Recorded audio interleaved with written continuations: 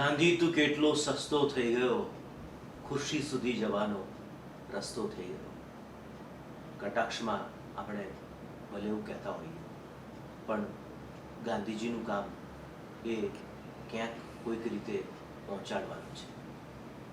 નક્કી માણસ એ કરવાનું છે કે ત્યાં પહોંચીને એ કેવા પ્રકારના કાર્યો કરે છે. કોઈ પણ જગ્યા સારી કે ખરાબ હોતી નથી. આપણે એ જગ્યાનો ઉપયોગ કેવી રીતે કરીએ છીએ એના ઉપર એ જગ્યાનું મૂલ્ય વધતું કે ઘટતું હોય છે. એક એવી શખ્સિયત 2 ઓક્ટોબરે આપણે યાદ કરીએ છીએ, વિશ્વ વિભૂતિ ગાંધીજી. અને કદાચ જે કહેવાયું છે વિચારકો દ્વારા, એમ થોડા વર્ષો પછી આપણે માની પણ નહીં શકીએ કે અહિંસાનું શસ્ત્ર લઈને ભારત દેશને એમણે આઝાદ કરાવ્યો હતો. આફ્રિકામાં જ્યારે એમને ટ્રેનમાંથી ઊંચકીને ફેંકવામાં આવ્યા ત્યારે એ મોહનચંદ કરમચંદ ગાંધી હતા, પણ ટ્રેનમાંથી ફેંકાયા પછી ઊભા થયા એ બાપુ હતા. એટલે એમણે તુરંત ભારત દેશની કલ્પના કરી, એમના વિચાર કર્યા અને થયું કે મારી અહીં આવી સ્થિતિ છે તો ત્યાં મારા બાંધવોની સ્થિતિ કેવી હશે. આ મહામાનવની વંદનાનો અવસર એટલે 2 ઓક્ટોબર. આજે એ વ્યક્તિ વિશેષને વંદન સાથે એના વિચારોને વહેંચવા છે. આજે તોફાની તાંડવની ચેનલમાં એક એવી શખ્સિયત છે કે જેમણે ગાંધીજી પર પીએચડી કર્યું છે, ગાંધીજીના વિષય પર પીએચડી કર્યું છે. રાષ્ટ્રીય ઘડતરમાં ગાંધી સ્થાપિત આશ્રમોનું યોગદાન એ વિષય પર એમનું પીએચડીનું કાર્ય, શોધ નિબંધનું કાર્ય થયું છે. હું વાત કરી રહ્યો છું doctor professor principal Prafullaben Brahmbhatt. નમસ્કાર પ્રફુલ્લાબેન, આપનું સ્વાગત છે. પ્રફુલ્લાબેન, આપને પહેલો સવાલ એ પૂછીશ કે મહાત્મા ગાંધીના જીવન ઘડતરના પરિબળો કયા કયા? હાજી, સૌથી પહેલા 2 ઓક્ટોબરે ગાંધીજીનો આજે જન્મદિવસ છે. એને ગાંધી એમ કહેતા હતા કે તમે ચરખા રેંટિયા બારસ દિવસ તરીકે ઉજવજો, કારણ કે એમની ખાદી અતિ પ્રિય હતી. જી. સવાલ એ થાય કે આટલા વર્ષો પછી પણ આપણે ગાંધીને કેમ યાદ કરવા પડે છે? નોટ ઓનલી ઇન્ડિયા, સમગ્ર વિશ્વ ગાંધીની જન્મ જયંતિને પોતાના અસ્તિત્વનો એક હિસ્સો કરીને ઉજવી રહ્યું છે. ત્યારે એ ગાંધીના જીવનના જન્મના પ્રસંગોથી માંડીને એ મહાત્મા બન્યા ત્યાં સુધીની સફરને આપણે ક્યાંક એક ટોર્ચ બેરરની જેમ આપણે શોધવી રહી, અને એમાંથી આપણો સમાજ, આપણા યુવાનો, આપણા પરિવાર, આપણી દરેક ક્ષેત્રમાં એ ગાંધી વિચાર જે છે એ આજે પ્રસ્તુત છે. મોહનદાસમાંથી મહાત્માની જે સફર છે એ કોઈ રોકેટ સાયન્સ નથી કે આજે જે મોહનદાસ છે ને આવતીકાલે મહાત્મા બને છે. એમણે ખૂબ સંઘર્ષ ઘડાયું છે એમનું બચપન. સૌથી પહેલાં આપણે વાત કરીએ તો એમના પરિવારની એક ખૂબ મોટી અસર ગાંધી ઉપર છે. એ પોતે જ, તમે એમના સત્યના પ્રયોગો વાંચો તો એ કહે છે કે મારી માતા પુતળીબા એ ઉપવાસ કરતી, વૈષ્ણવ હવેલી સંપ્રદાય છે, વૈષ્ણવ સંપ્રદાય છે, પૂનમ કરે, 11 કરે, અને પછી એટલી બધી એ બીમાર પડી જાય, પણ એકવાર એણે વ્રત લીધું છે ને, પછી એ બધા એને સમજાવે કે તમારી તબિયત સારી નથી, ઉપવાસ છોડી દો, પણ એકવાર એ વ્રત લીધું એ છોડતી નહીં. અને સાવ એના એ કહે છે કે ખાટલામાં એનું શરીરનું હાડપિંજર દેખાય પણ એ ઉપવાસ ન છોડતી. અને તમે આગળ જુઓ કે જાહેર જીવનમાં ગાંધી જ્યારે વિશ્વની મહાસત્તા કે જેનો સૂરજ ક્યાંય આથમતો જ નથી, એની સામે એ વ્રત, એ અહિંસાના માર્ગે આંદોલને ચડ્યા છે. અને જ્યારે એમની વાત નથી મનાતી, ઉપવાસ કરે છે, ત્યારે ખુદ સરદાર પણ થાકી જાય છે કે ગાંધી હવે ઉપવાસ છોડો, અમે હેરાન થઈ રહ્યા છે, બધો આખો દેશ. પણ ગાંધી એકવાર એ ઉપવાસ લીધા પછી નથી છોડતા ને કહે છે કે આ અસર ચોક્કસ મારી માતાની છે. એટલે માતા પૂતળીબા છે. એવી જ રીતે નાનપણમાં ગાંધી પણ એક નાના બાળકના જેવા જ છે કે ભાઈ રાત પડે અંધારું થાય, મને ડર લાગે છે, બીક લાગે છે. સત્યના પ્રયોગોમાં લખાયેલું છે. જી. અને ત્યારે એમની જે આયા છે રંભા, એને પૂછે છે કે સાંજ પડે ને મને બહુ ડર લાગે, શું કરું? ત્યારે રંભા એવું કહે છે કે જો તને બીક લાગે તો તારે રામ રામ રામ રામ ની માળા કરવી. અને એ રામ નામનું બીજ મંત્ર તમે જુઓ કે આઝાદી પછી પણ ગાંધીની પરિકલ્પના છે રામ રાજ્યની, કે ભાઈ ભારત સ્વતંત્ર ભારત કેવું, તો રામ રાજ્ય, કે જેમાં નાનામાં નાનો માણસ પણ પોતાની ફરિયાદ, પોતાની રાવ સત્તાની સામે કરી શકે. એટલે રંભાની પણ ખૂબ મોટી અસર એમની ઉપર રહી છે. એના પછી એ કહે છે કે નાના હતા ત્યારે ઘરમાં શ્રવણ અને હરિશ્ચંદ્રની વાર્તાઓ વંચાતી. એટલે એમણે પોતે નક્કી કર્યું કે મારે પુત્ર બનવું તો કેવા, તો કે શ્રવણ જેવા.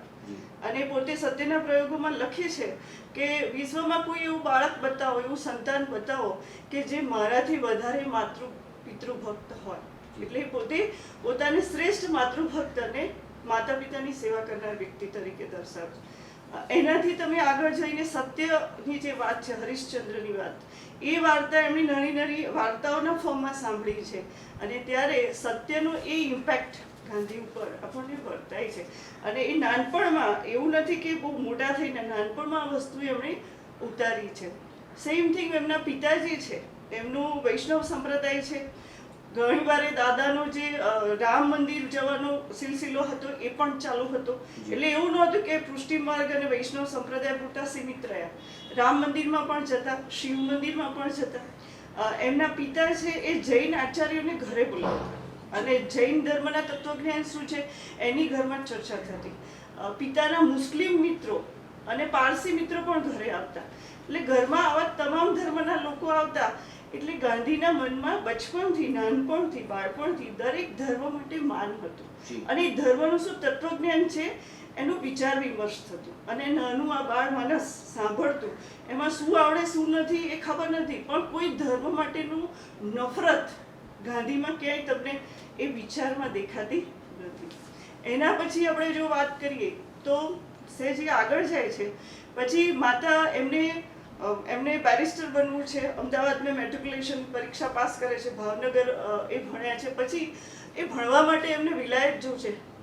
અને એ સમયનો આ એ અરસો છે કે તમે દરિયાઈ પાર કરીને જાઓ છો તો જ્ઞાતિ તમને બહિષ્કાર કરી દે છે. અને ત્યારે એમના કાકાને બધાને સમજાવીને માતાને કન્વિન્સ કરે છે કે તમે કોઈ બધું જ મંજૂર છે, પણ મને બેરિસ્ટરનું ભણવા માટે વિલાયત જવા દો. અને માતા એની પાસે 3 પ્રતિજ્ઞાઓ લેવડાવે છે.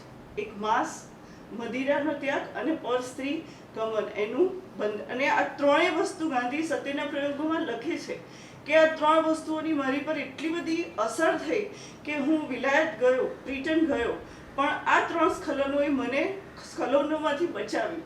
હું નીતિના માર્ગે ભટકતો કે નહીં, મેં પુતળીબાને પ્રોમિસ કર્યું છે.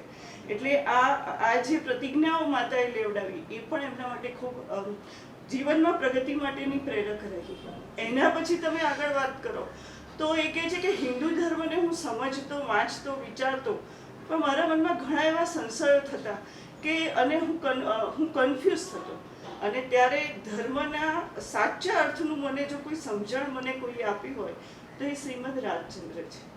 અને હિન્દુ ધર્મમાં શ્રેષ્ઠ શું એવું જ્યારે મેં શ્રીમદ રાજચંદ્રને પૂછ્યું ત્યારે એમની જે 2 વસ્તુ છે, સત્ય અને અહિંસા, એ વસ્તુ મને હંમેશા સ્પર્શી ગઈ.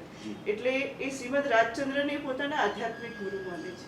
અને એના પછી તમે જાઓ તો એ ટોલ્સ્ટોય એને બીજા ક્રમે મૂકે છે. અને રસ્કિન એ બંને વચ્ચે એવું લખે છે કે મારામાં હરીફાઈ ચાલે કે આમને પહેલા મૂકું, રસ્કિનને કે ટોલ્સ્ટોયને. અને છેલ્લે કહે છે કે ટોલ્સ્ટોય જે 2nd નંબર છે. એટલા માટે એમનું પુસ્તક જે છે કે કિંગડમ હેવન વિધિન યુ, એટલે સ્વર્ગ તમારી અંદર જ છે.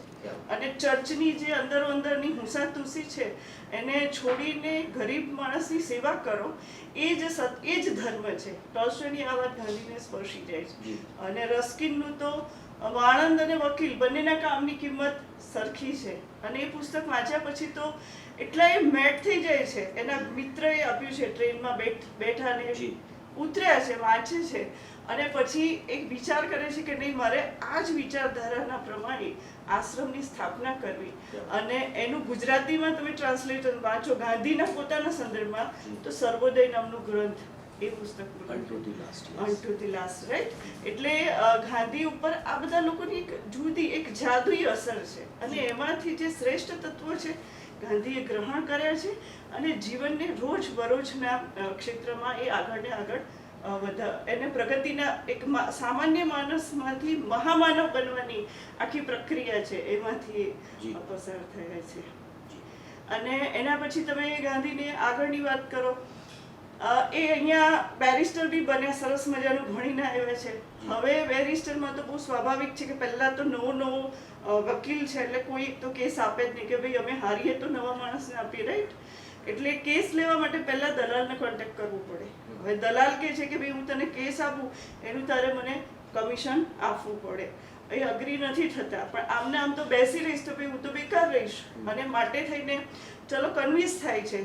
તો જોવે છે તો બીજો એને શીખવાય છે કે ભાઈ આ સાચું છે, ખોટું બોલવું પડશે, ખોટું છે સાચું બોલવું પડશે. ગાંધી કહે છે કે યાર આ કામ તો મારું નથી, હું ખોટું નહીં બોલી શકું, મારો આત્મા મને પરમિશન આપતો નથી. અને એ પાછા ફરે છે. અને ત્યારે દક્ષિણ આફ્રિકામાં બે ભાઈઓની પેઢી જે છે એમની અંદર પ્રોપર્ટી માટેના અંદર હાજી મોહમ્મદ, એ બંને ભાઈઓની અંદર પ્રોપર્ટીના જ ઝઘડા છે અને એમને અહીંયાથી દુભાષિયાનું કામ કરવા માટે જવાનું છે, નોટ એડવોકેટ. એ લોકો ગુજરાતીમાં સમજાવે કે શું પ્રશ્ન છે, એ પ્રશ્ન એમને પેલા ઇંગ્લિશનો એટલે ત્યાંનો જે એડવોકેટ છે એને ઇંગ્લિશમાં સમજાવવાનું છે. અને છેવટે ગાંધી અહીંયા આગળ એ બંને પેઢીઓને વચ્ચેનો જે બે ભાઈઓ વચ્ચેનો ઝઘડો છે એ કોર્ટમાં એનો નિકાલ નહીં લાવતા બંને પેઢીઓને સાથે બેસાડીને દક્ષિણ આફ્રિકામાં એ પોતે કામ એનું શું લાવે છે, સમાધાન લાવે છે. આ એની પહેલી સફળતા છે. અને અહીંયા અમે ગીરમિટિયાનો કાયદો છે, પેલો મજૂરોનો કાયદો છે, પછી સ્ત્રીના એટલે હિન્દુ એક્ટ પ્રમાણે લગ્ન થયા છે, ત્યાંના એક્ટ પ્રમાણે લગ્ન ના કરો તો એ સ્ત્રી ખરેખર તમારી કાયદેસરની પત્ની નથી. આવા બધા જે કાયદાઓ છે. પછી ઇન્ડિયન્સ જે છે, ભારતના લોકો જે છે, તો એ લોકોને ચોક્કસ પ્રકારની પ્રોપર્ટી અથવા કોઈ ચોક્કસ જગ્યાએ જ વસાવી શકવાની, બહાર જવાનું નથી, એમને મત આપવાના અમુક એરિયામાં અધિકાર નથી. અને આવા બધા અનેક પ્રશ્નો છે જેની સામે ગાંધી અહિંસાના માર્ગે અને સત્યના માર્ગે એમની સામે માહ્યો ચડાવે છે. અને ત્યાંથી જ એમની આશ્રમની જે પરિકલ્પના છે એ પણ તમને દક્ષિણ આફ્રિકામાં એમણે 20-22 વર્ષ આશ્રમ પર કામ કર્યું છે, આશ્રમને એસ્ટાબ્લિશ કર્યા છે. અને પછીથી અહીંયા એ કોચરબ, સાબરમતી અને વર્ધામાં આપણને મળે છે. હવે એમનો જે પહેલો આશ્રમ છે દક્ષિણ આફ્રિકાનો એ ફિનિક્સ છે. અને ગ્રીક પરંપરા પ્રમાણે ફિનિક્સ આશ્રમ એટલે શું? ફિનિક્સ એક પંખી છે જે ગ્રીક પૌરાણિક શાસ્ત્રમાં એનો ઉલ્લેખ મળે છે કે એ મોટું થાય પછી અગ્નિમાંથી સળગી જાય અને સળગીમાંથી એની જે રાખ છે એ રાખમાંથી ફરી એકવાર નાનું બચ્ચું તૈયાર થાય. એટલે આશ્રમની જે પરિકલ્પના છે એમાં ગાંધી કહે છે કે હું પતિ, પત્ની અને બાળક એ કોન્સેપ્ટમાં તો ક્યારેય પરિવાર એવું શીખ્યો જ નથી. મારી પાસે હંમેશા કોઈ ને કોઈ લોકો રહ્યા છે, જાણતા અજાણતા રહ્યા છે, પારિવારિક સંસ્કાર કહો, વિચારો કહો કે તમે જે કહો. અને આજે આપણે આગળ વાત કરી કે દક્ષિણ આફ્રિકાની જે સમસ્યાઓ છે અને એમણે ત્યાં નેતૃત્વ લઈને કામ કર્યું છે. અને પછી એ ફિનિક્સ આશ્રમની ત્યાં સ્થાપના કરે છે આ જ અધિકારોની લડત માટે. અને ત્યાંથી પછી ટોલ્સ્ટોયની પણ એક પ્રભાવ છે. એ બીજો આશ્રમ ફિનિક્સને ત્યાં વિખેરી દે છે અને ટોલ્સ્ટોય આશ્રમ પણ તે સ્થાપે છે. અને છેવટે ખાસી એવી સફળતા દક્ષિણ આફ્રિકાના આ સંઘર્ષમાંથી એમને મળે છે. અને અહીંયા તો એમની જુદી જ જાતની વાહવા અને નામના મળી છે. એના ન્યૂઝપેપરો એમની સારી એવી નોંધ લીધી છે. અને લોકોને પણ આશા અને અપેક્ષા છે કે ભાઈ આપણે ગાંધી મળશે એટલે આપણને કંઈક ન્યાય મળશે, આપણો કોઈ નેતા આવી રહ્યો છે. અને ત્યારે ભારતમાં ની રાજકીય સ્થિતિની વાત કરીએ તો મવાળો છે, જહાળવાદી નેતાઓ પણ છે. ગાંધી નથી મવાળમાં ફિક્સ થતા, નથી જવાળમાં ફિક્સ થતા. અને એ અંગ્રેજી શિક્ષણ લીધેલો યુવાન આવી રહ્યો છે અને લોકો જ્યારે જોવે છે એમનું સ્વાગત કરવા જાય છે ત્યારે તો સૌરાષ્ટ્રનું પેલું અંગરખું પહેરેલું એનો પોતાનો સ્વદેશી પોશાક લઈ પહેરીને આવે છે જી. અને એક જુદી જ લોક ચાહના અને લોક વિશ્વાસ જે છે એ ગાંધીએ સંપાદિત કર્યું છે લોકોમાં. ક્યાંય નથી હજી. એ તો દક્ષિણ આફ્રિકાથી આવી જ રહ્યા છે. બિલકુલ. ત્યારે પ્રજાએ એમની પર ખૂબ મોટો ભરોસો અને વિશ્વાસ મૂક્યો. બિલકુલ પ્રફુલ્લાબેન, આપે વાત સરસ કરી કે ગાંધીજી એ હજી તો એમનો ભારતમાં પ્રવેશ થાય છે અને હજી એનું કામ અને નામ બંને બોલાય છે એ પહેલાં તો એમને કુદરતી રીતે અને એમના વ્યક્તિત્વ અને કાર્યોની છાપને કારણે લોકોનો સપોર્ટ મળી રહ્યો છે. અને એવું કહેવાય છે કે સૂર્યનું કિરણો જે છે સવારના પહોરમાં સમગ્ર સૃષ્ટિ પર પથરાઈ જાય છે, એમ ધીરે ધીરે કરતા ગાંધી વિચારો પથરાઈ જાય છે. અને એટલે તો આપણા સાહિત્યના અને અન્ય વિદ્યાઓમાં એક યુગ, આખા યુગને ગાંધી યુગ તરીકે નામ આપવામાં આવે છે. અને એની અસર સર્જકો પર એવી થાય છે કે પહેલાંના સાહિત્યમાં જે સર્જન થતું હતું એમાં ક્યાંક શ્રીમંત વર્ગ હતો, અથવા તો જે સારસ્વતોની વાત હતી, અથવા તો એ પ્રકારની વાતો હતી. ગાંધીજીના પ્રવેશ પછી વંચિતો, દલિતો, પીડિતોની વાત આવી, સામાન્ય માણસનો પ્રવેશ થયો. પ્રફુલ્લાબેન, એક સવાલ એવો છે કે આપે ગાંધીજી વિષય એમના પર પીએચડી કર્યું છે, સાથે સાથે આપ ગાંધી વિચારોથી પણ આપના પર એક ઘેરી અસર છે. તો આ ગાંધીજીનું જે વિચારો છે, એમનું સાહિત્ય છે, એમના કારણે તમે ધનસુરા આર્ટ્સ એન્ડ કોમર્સ કોલેજમાં પ્રિન્સિપાલ તરીકે કાર્યરત છો હાજી. અને ખૂબ સરસ પ્રવૃત્તિ કરો છો. સાહિત્યિક, સાંસ્કૃતિક, ઐતિહાસિક ઘણી બધી પ્રવૃત્તિઓ આપે કરી છે. ગુજરાત સાહિત્ય અકાદમીના અનેક કાર્યક્રમો કર્યા છે. સાથે આપ ઇતિહાસ પરિષદના પ્રમુખ પણ રહી ચૂક્યા છો. એટલે એ રીતે પણ આપે વ્યાપક કામ કર્યું છે. તો ગાંધીજી તમને આમાં ક્યાં મદદરૂપ થયા આ સમગ્ર? એટલે અત્યારના પ્રવર્તમાન સમયમાં જો ગાંધી આખા સર્વાંગી કોન્સેપ્ટમાં ગાંધી શોધવો ને તો બહુ ડિફિકલ્ટ છે. જી. ગાંધી એક જ જન્મે છે, Yeah. પણ ગાંધીના જે વિચારો છે, તમે એક જ વિચાર પકડો અને એક વિચારને ખાલી, હું એવું માનું છું, મારું અંગત મંતવ્ય જી. છે કે ગાંધીના કોઈ એક વિચારને પકડો અને એક જ વિચારને તમે ફોલો કરો ને તો તમારે એને માઇક્રો ગાંધી, મિની ગાંધી તરીકે ઓળખાવા જોઈએ. જી. હવે તમે ગાંધીજીના તમે એમના દક્ષિણ આફ્રિકાનો ઇતિહાસ વાંચો, સત્યના પ્રયોગો પણ વાંચો. એ કહે છે કે ભાઈ પહેલેથી મને ખૂબ હિસાબ ચોખ્ખા રાખવાની ટેવ હતી, જી. રાઈટ?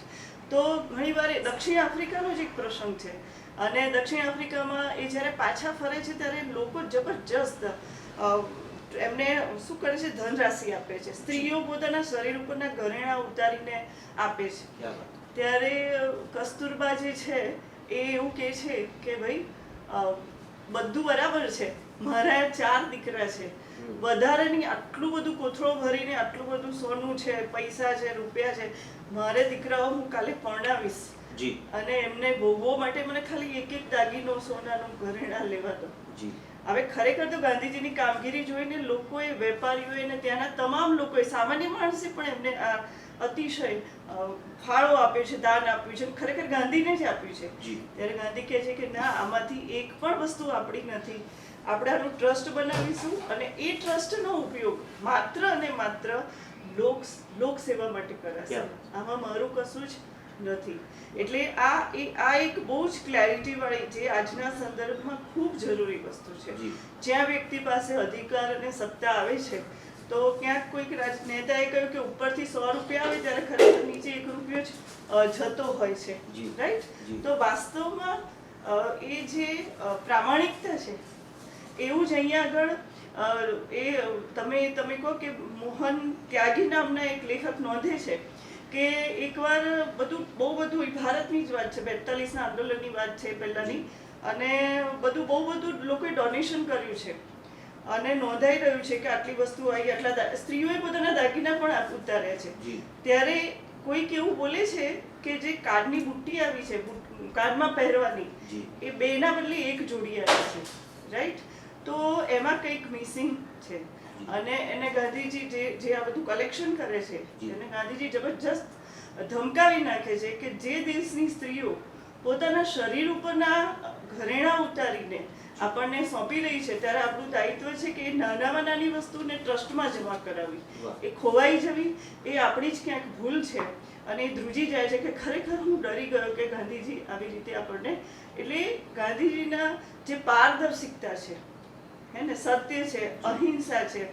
દાખલા તરીકે ગાંધીજીની એક વસ્તુ તમે કહી કે સાબરમતી નદીમાં એ સવારના સમયે હાથ પગ મોં ધોઈ રહ્યા છે, 1 લોટો કે 2 લોટોથી એમણે મોંથી પાણી ધોયું.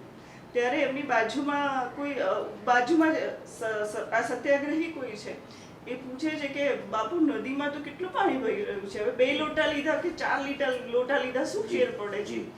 ત્યારે ગાંધી જવાબ આપે છે કે ના, મેં મારા હિસ્સાનું લઈ લીધું છે અને હવે જે છે ને નદીના પાણીનો જળનું દુર્વ્યય ન કરીશું. એટલે એને પાણીનો હિસાબ ક્યાંય આપવાનો નથી, કોઈને નથી આપવાનો, પણ સ્વયંની આ શિસ્ત છે, પ્રાકૃતિક સંપદાની સાચવણીનું દાયિત્વ એમના વ્યવહાર અને વર્તનમાં આપણને દેખાય છે. એટલે મહાત્મા ગાંધી જે છે એના જીવન સાથે જોડાયેલા એક પ્રસંગ, તમે એની સત્યનિષ્ઠતા કહો, તમે એની કર્મનિષ્ઠા કહો, તમે એના આખા દિવસનું શેડ્યુલ ખાલી એક જ વસ્તુને લઈને પણ જો તમે જીવન જીવો તો હું મારું જીવન, આપણો બેડો પાર બની જાય. અને આપણે ખરેખર સામાન્ય માનવમાંથી એક પગથિયું આપણને નથી ખબર, પણ આપણે જાતે ગ્લો થઈ જતા હોઈએ છીએ. એટલે ગાંધીને સમજવા એવું કોઈ ક્ષેત્ર જ નથી. તમે શિક્ષણની વાત કરો, તમે બાળ કેળવણીની વાત કરો, તમે સ્વાસ્થ્યની વાત કરો, તમે આર્થિક નીતિની વાત કરો, તમે સામાજિક બ્રાહ્મણ, ક્ષત્રિય, વૈશ્ય અને શૂદ્ર, એ જે કોન્સેપ્ટ છે અનુવૈદ કાળમાં, અને પછી શૂદ્ર માટેની એક જુદી જ જાતનો બાયસ આપણા સમાજમાં જોવા મળે છે. ત્યારે ગાંધી એવું કહે છે, ગાંધીને કોઈ પત્રકાર પૂછે છે કે તમારું બ્રાહ્મણ, ક્ષત્રિય, વૈશ્ય અને શૂદ્ર જ્ઞાતિ માટે તમે કઈ જ્ઞાતિના અને તમે શેમાં બિલીવ કરો છો? ત્યારે ગાંધી જવાબ આપે છે પત્રકારને કે જ્યારે હું વાંચું છું, ભણું છું, લખું છું ત્યારે હું બ્રાહ્મણ છું, હે ને. હું જ્યારે કોઈને જરૂર છે ને એનું સંરક્ષણ પૂરું પાડું છું ત્યારે હું ક્ષત્રિય છું. હું નાનામાં નાના પૈસાનો હિસાબ રાખીને ખોટો વ્યય ન થાય એ ધ્યાન રાખું ત્યારે હું વૈશ્ય છું. અને જ્યારે હું મારું બધું જ કામ જાતે કરું છું, ઇવન પાયખાનું પણ પોતાનું જાતે સાફ કરે છે, ત્યારે હું શૂદ્ર છું. એટલે એક જ વ્યક્તિમાં ચારે વર્ણના જે લક્ષણો છે એ ગાંધી કહે છે. બહુ સરસ. એટલે જ્ઞાતિ માટે કોઈ જ્ઞાતિ કામના લીધે ઉપર છે કે નીચે છે એ કોન્સેપ્ટ ક્યાંય આપણને ગાંધીમાં દેખાતો નથી. પ્રફુલ્લાબેન, આપે બહુ સરસ વાત કરી કે જે દેશમાં બહેનો પોતાના ઘરના વેચીને દેશ માટે સમર્પિત હોય છે, ત્યારે ગાંધીજી કહે છે કે વિશ્વસનીયતા અડગ રહે એ આપણા બધાની ફરજ છે. ગાંધીજી પાસે સેન્સ ઓફ હ્યુમર અદ્ભુત હતું. એમણે જ કહ્યું હતું કે મારે જો હાસ્ય વૃત્તિ ન હોત તો મેં ક્યારની આત્મહત્યા કરી લીધી હોત. સાચી વાત છે. એકવાર કસ્તુરબાને એવું કહેવામાં આવે છે કે ગાંધીજીને એવો સવાલ પૂછ્યો કે જગતની સૌથી સુંદર સ્ત્રી કઈ? ત્યારે ગાંધીજીએ એવો જવાબ આપ્યો કે કસ્તુરબા. અને આ વાત કસ્તુરબાને કહેવામાં આવે છે. ત્યારે કસ્તુરબાનું પણ એટલું સરસ સેન્સ ઓફ હ્યુમર, એમણે હસતા હસતા કીધું કે બાપુ કદી અસત્ય ન બોલે. સાચી વાત છે. વાહ વાહ. તો આ પણ એક અદ્ભુત એમના સંસર્ગને કારણે એમના હાસ્ય વૃત્તિ અને ઘણા બધી બાબતોનો વિસ્તાર થયો. તો કસ્તુરબા વિશે આપ શું કહેશો? ગાંધીજી કસ્તુરબા વિશે એવું કહે છે કે હંમેશા એ મારા ધર્મને આચરણ કરનારી સાચા અર્થમાં સહધર્મચારીની હતી. અને એને હંમેશા ઈચ્છા અનિચ્છાએ માન્યું અને માન્યા પછી એ સાચા અર્થમાં એને ફોલો કર્યું છે. કસ્તુરબા સાથેનો એક દક્ષિણ આફ્રિકાનો જે પ્રસંગ છે કે ગાંધીજી આશ્રમનો કોન્સેપ્ટ છે, હવે પાયખાનું નથી અને કોઈ અંગ્રેજ મિત્રનું પાયખાનું જે છે ગંદકી સાફ કરવાની છે. કસ્તુરબા કહે છે કે ભાઈ ઘરના સભ્યો સુધીની વસ્તુ જુદી છે, આ કામ તો મારાથી નહીં થાય. ત્યારે ગાંધીજી એ પોતે દક્ષિણ આફ્રિકાના ઇતિહાસમાં એમણે પોતે લખ્યું છે, એના વાળ પકડીને ઘરની બહાર રાત્રે લઈ જાય છે કે તું ઘરની બહાર જતી રહે, તારે આ કામ ન કરવું હોય તો. ત્યારે કસ્તુરબા કહે છે કે જરા શરમાવ, પરદેશની ભૂમિમાં હું ક્યાં જઈશ? ગાંધીજીને બહુ પસ્તાવો થાય છે કે મેં ગાંધીએ ભૂલો કરી છે પણ એને સ્વીકાર બી કર્યું છે અને સુધારી છે. અને કહે છે કે મેં ખૂબ ખોટું કસ્તુરબા સાથે કર્યું. એવું જ એક સાબરમતી આશ્રમનો પ્રસંગ છે કે આશ્રમમાં ચોરી થઈ છે. તો સવાલ એ થાય છે કે ચોરી થઈ તો ભાઈ શું થયું? આપણે તો હસ્તે અપરિગ્રહની વાત કરીએ છીએ ને, આશ્રમમાં ચોરી થાય એવું શું છે? અને ક્યાં થઈ? તો કે કસ્તુરબાની ઝૂંપડીમાં થઈ, કસ્તુરબાની હટમાં થઈ. તો ગાંધીજી ભરી પ્રાર્થનાનો સમય છે જી. અને બધા લોકો બેઠા છે અને ગાંધીજી કસ્તુરબાને ખખડાવે છે કે ભાઈ તારી પાસે એવું શું છે કે ચોરને ચોરી કરવા આવવું પડે? ત્યારે કે મારી પાસે એવું કશું જ નથી, પણ ખાદીની 2 વધારાની સાડીઓ મેં સાચવી રાખેલી હતી ટંકમાં અને એની ચોરી થઈ છે. તો કે તારે કેમ જરૂર કરતાં વધારે ખાદીની સાડી રાખવી પડી? એટલે કે જ્યારે હરિલાલની દીકરી કે એની પુત્રવધુ કોઈ આવે ત્યારે હું એમને અહીંયા કોઈ પણ છોકરાના છોકરાઓ આવે ત્યારે હું એમને પહેરવા આપી શકું એના માટેની આ 2 વધારાની સાડી. એટલે ગાંધી એટલી ઝીણામાં ઝીણી વસ્તુ કે અપરિગ્રહને આ અર્થમાં એમણે કર્યું છે. એવી જ રીતે ગાંધીજીના જન્મદિવસે ઘીનો દીવો પ્રગટાવે છે. કસ્તુરબાએ પોતાના પતિનો જન્મદિવસ છે, ઘીનો દીવો પ્રગટાવે છે. ગાંધીજીને ખબર પડે છે ત્યારે એ કસ્તુરબાને કહે છે કે તે આ ખોટું કર્યું છે, આટલું ઘી તે કોઈની થાળીમાં નાખ્યું હોત, કોઈ ગરીબના ના પેટમાં ગયું હોત તો એ મારી સાચા જન્મદિવસની સાચી ઉજવણી હોત. એટલે આ રીતે કસ્તુરબા અને ગાંધીજીના જીવન સાથેનું સાહિત્ય બહુ સરસ છે. અને છેલ્લે એમણે લખ્યું છે કે દરેક બાબતોમાં કસ્તુરબા મારા ધર્મનું આચરણ કરનારી સાચા અર્થમાં સહધર્મચારિણી હતી અને કસ્તુરબાએ હંમેશા ગાંધી માર્ગને સાચો માર્ગ, ન્યાયી માર્ગ કર્યો છે. ક્યાં વાત છે! એ જીવન સમર્પિત કરી દીધું. એટલે ગાંધીજીની જ્યાં જ્યાં વાત આવે ત્યાં કસ્તુરબાનું આમ પ્રત્યક્ષ દેખાય નહીં પણ અપ્રત્યક્ષ બલિદાન દેખાય છે. અને એ આપણા ધર્મની સંસ્કૃતિની આ વિશેષતા રહી છે કે સ્ત્રી છે એ પતિ માટે નિછાવર થઈ જતી હોય છે. અને કસ્તુરબાની વાત નીકળી છે પ્રફુલ્લાબેન, તો સાથે સાથે ગાંધીજીના સ્ત્રી સશક્તિકરણના વિચારો અંગે આપ શું કહેશો? યસ, એક પત્રકાર ગાંધીને પૂછે છે, મહાત્મા ગાંધીને, કે ભાઈ તમે સ્ત્રીઓનું કાર્યક્ષેત્ર ઘર છે, ચૂલો છે, બાળકોને જન્મ આપવાનું છે, આ તમે સવિનય કાનૂન ભંગમાં સ્ત્રીઓને સાથે જોડી દો છો, તમે લડતોમાં સ્ત્રીઓને આગળ કરી દો છો અને સ્ત્રી શિક્ષણની વાતો કરો છો, તો પછી આવનારા સમયમાં સ્ત્રીઓ માથાભારે થઈ જશે અને પુરુષને ગાંઠશે જ નહીં. એના કરતાં રહેવા દો એમને ઘરના ઉંબરાની અંદર રહેવા દો. ત્યારે ગાંધી જવાબ આપે છે કે જે રાષ્ટ્રનો અડધો હિસ્સો શિક્ષિત ન હોય હે ને એ દેશનો ક્યારેય વિકાસ ન થઈ શકે. જો તમારે સમગ્ર રાષ્ટ્રનો વિકાસ કરવો છે તો એ રાષ્ટ્રના અડધા હિસ્સાને શિક્ષણ આપ્યા વિના તમે સમગ્ર રાષ્ટ્રનો વિકાસ ન કરી શકો. ત્યારે પત્રકાર પૂછે છે કે તો પછી સ્ત્રીઓ માથાભારે થઈ જશે? તો ત્યારે કહે છે કે જો પુરુષને આપણે શિક્ષણ આપ્યું અને જો પુરુષ માથાભારે થઈ ગયો તો સમાજે ચલાવ્યું, તો સ્ત્રી શિક્ષણ લીધા પછી જો સ્ત્રી માથાભારે થશે તો સમાજે એના રસ્તા શોધવા પડશે. બાકી સ્ત્રી શિક્ષણથી તમે વંચિત રાખી શકશો નહીં. અને દરેક ક્ષેત્રમાં અડધો હિસ્સો સ્ત્રીનો હોવો જોઈએ એ ગાંધી બહુ સ્પષ્ટપણે માનતા હતા. અને તમે જુઓ કે મધ્યયુગ પછી, મરાઠા યુગ પછી, અંગ્રેજી શાસન દરમિયાન પણ ગાંધીના આગમનથી જે ચૂલામાં હતી, રાજકીય ક્ષેત્રે ખરેખર મોટા હતા એની વાત નથી, જે ચૂલા પર રોટલી કરતી હતી, જે ખેડૂતની સ્ત્રી હતી, તમે ખેડા સત્યાગ્રહ જુઓ કે સાબરમતી આશ્રમમાં થયેલા કોઈ પણ સત્યાગ્રહ જુઓ, તો સામાન્ય સ્ત્રી જે છે કોઈ પણ જાતના ભય વગર રોડ પર નીકળી પડે છે. એ ગાંધી નો એક આખો પ્રભાવ છે. ઇવન તમે 1942માં મુંબઈમાં એક ઘટના બની છે કે સ્ત્રીઓ રોડ ઉપર જુલુસ નીકાળી રહી છે, સત્યાગ્રહ, અને અંગ્રેજો એની ધરપકડ કરી રહ્યા છે. ત્યારે એક સ્ત્રી એના શરીર પર જે દાગીના પહેર્યા છે એ કોઈ ભાઈને આપે છે કે જો આ મારા ઘરનું એડ્રેસ છે અને આ મારા દાગીના છે, આ બધી વસ્તુ આપી દેજો અને કહેજો કે હું જેલમાં જઈ રહી છું. પેલો ભાઈ પૂછે છે કે આ તો કઈ વાત થઈ, તું મને ઓળખે છે, મારું નામ શું છે, ખબર છે, આવી રીતે દાગીના આપી દે છે, તને એવો વિશ્વાસ છે કે હું આપીશ?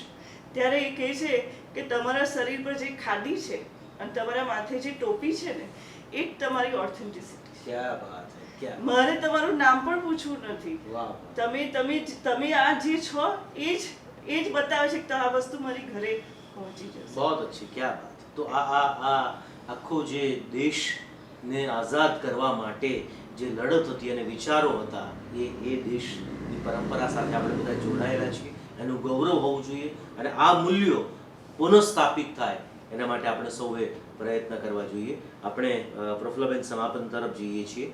તો ગાંધીજીના વિવિધ ક્ષેત્રો, એમ તો એમના કાર્યક્ષેત્રને આપણે આલેખ હોય તો બહુ જ અઘરું છે, પણ આપણે જો ટૂંકાણમાં કહેવું હોય તો કે એમના જે ક્ષેત્રો છે વિવિધ, એના વિશે આપ પ્રકાશ પાડો. સમાજ વ્યવસ્થાની, આપણે વર્ણ વ્યવસ્થાની વાત કરી, જી. બ્રાહ્મણ, ક્ષત્રિય, વૈશ્ય, શૂદ્ર. જી. ગાંધી કહે છે હું બધું છું, એટલે જી. એ પોતે એક વર્ગના નથી રહ્યા. જી. સામાજિક વ્યવસ્થા, જી. આર્થિક વ્યવસ્થામાં આપણે ખાદી પર ફોકસ કર્યું છે. જી. ઇવન તમે સાબરમતી આશ્રમની વાત કરો તો એ પોતે આશ્રમના રસોડામાં જેટલું પણ શાકભાજી અને અનાજ જોઈએ એ નાની અમથી જમીનમાં એ બધું અનાજ પણ વાવે છે અને શાકભાજી પણ વાવે છે. જી. એટલે સ્વાવલંબનની વાત છે. એ જે દેખવા જઈએ તો સિમ્પલ લાગે, પણ દરેક વ્યક્તિને પોતાને જોઈએ છે એ પોતે ઉત્પાદન કરી લે. રાઈટ? આપણને સવાલ એ થાય કે મિલો હતી તો ખાદી શા માટે એમણે ફોકસ કર્યું? જી. ત્યારે ગાંધીજી લખે છે કે ખાદી જે છે એ પેલા વણકર, ખાદીનો જે નફો મળે છે, જે રૂનો કોટન છે એ ખેડૂત સુધી પહોંચશે, વણકર સુધી પહોંચશે. જે મિલ માલિકોનું કાપડ છે, મિલોનું કાપડ, જી. એનો હિસ્સો તો સીધો માલિકોના, મિલ માલિકો પાસે જશે, કારીગરો પાસે જશે નહીં. અને માટે એ ખાદી ઉપર ફોકસ કરે છે. ખાદી માટેનો ચરખો જે છે એનું નામ પણ ગાંધી અંબર ચરખો એ નામ આપ્યું છે. એટલે આર્થિક નીતિમાં પણ એમની ગામની પરિકલ્પના કેવું છે કે ગામડું પોતે સ્વાવલંબી હોય, એને કોઈ જરૂરિયાત માટે બહાર જવું પડે નહીં. એ આર્થિક નીતિ છે. શિક્ષણમાં એમણે બહુ બેડ લીટીમાં, હું શિક્ષણની વાત કરું તો એ કહે છે કે અક્ષર જ્ઞાન મેળવવું એને તમે કેળવણી ના કહેશો. ગાંધીજીના શબ્દો છે, મારા નથી. ગાંધીજી કહે છે કે અક્ષર જ્ઞાન, માણસ ઇંગ્લિશ વાંચે તમે એને શિક્ષિત કહો, ગુજરાતી વાંચે, નહીં નહીં, એ તો અક્ષર જ્ઞાન છે. કેળવણી એટલે શું? ખેડૂત છે, ખેતી કરે છે, પણ એ પોતાનો પુત્ર ધર્મ નિભાવે છે, એ પોતાનો પિતા ધર્મ નિભાવે છે, એ સરસ નાગરિક તરીકે વર્તન કરી રહ્યો છે, સારો પતિ છે, તો એ સાચા અર્થમાં કેળવણી છે.